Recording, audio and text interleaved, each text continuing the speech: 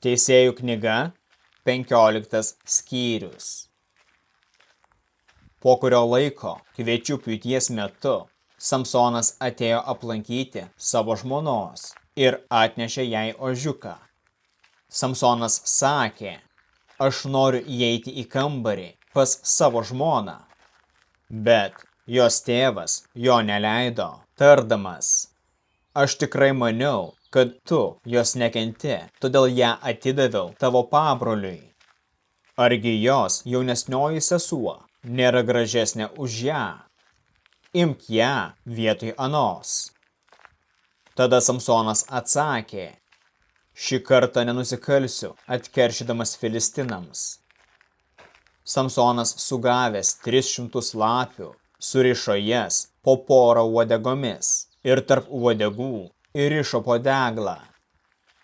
Uždegęs deglus, jis paleido lapes į filistinų javus. Taip jis padegė javų pėdus, nepjautus javus, vynuogynus ir alyvmedžių sodus. Filistinai klausė, kas tai padarė?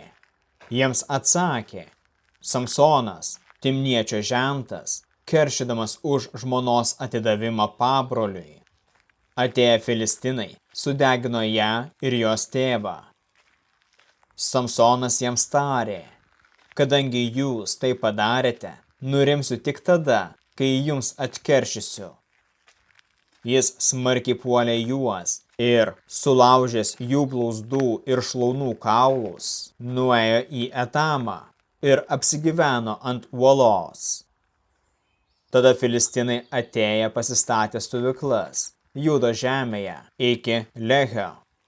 Judas klausė, kodėl išėjote prieš mus? Tie atsakė, atėjome Samsono surišti ir padaryti jam taip, kaip jis padarė mums. Tada 3000 Judo vyrų atėjo prie Etamo uolos ir klausė Samsono, argi nežinai, kad mus valdo filistinai? Kodėl taip padarėjai? Jis atsakė, kaip jie man padarė, taip aš jums padariau. Judo vyrai tarė jam, mes atėjome tavęs surišti ir atiduoti filistinams. Samsonas atsakė, prisiekite man, kad jūs patys manęs nenužudysite. Jie jam atsakė, mes tave tvirtai surišime ir atiduosime filistinams, bet patys tavęs nenužudysime. Jie surišo jį 2 naujomis virvėmis ir nusivedė. Prie Lehio filistinai pasitiko jį, šūkaudami iš džiaugsmo. Viešpaties dvasia galingai nužengė ant jo ir virvės ant jo rankų sutrūko, kaip sudegę linai, ir nukrito nuo jo.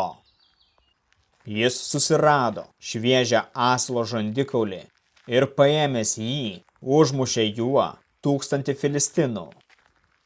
Tuomet Samsonas tarė, asilo žandikauliu nužudžiau 1000 vyrų ir suverčiau į krūvas. Taip pasakęs, jis nusvedė žandikaulį. Ta vietą pavadino Ramat Lehiu. Labai ištroškęs, jis šaukėsi viešpaties. Tu davei man šitokią pergalę, o dabar mirštu iš troškulio ir pateksiu į neapipjaustytųjų rankas. Dievas atvėrė ertmę Lehyje ir iš jos tekėjo vanduo. Atsigėręs, jis atsigavino ir atgavo jėgas. Ta vietą pavadino En Korės versme. Ji tebėra ten iki šios dienos. Filistinų laikais Samsonas teisė Izraelį 20 metų.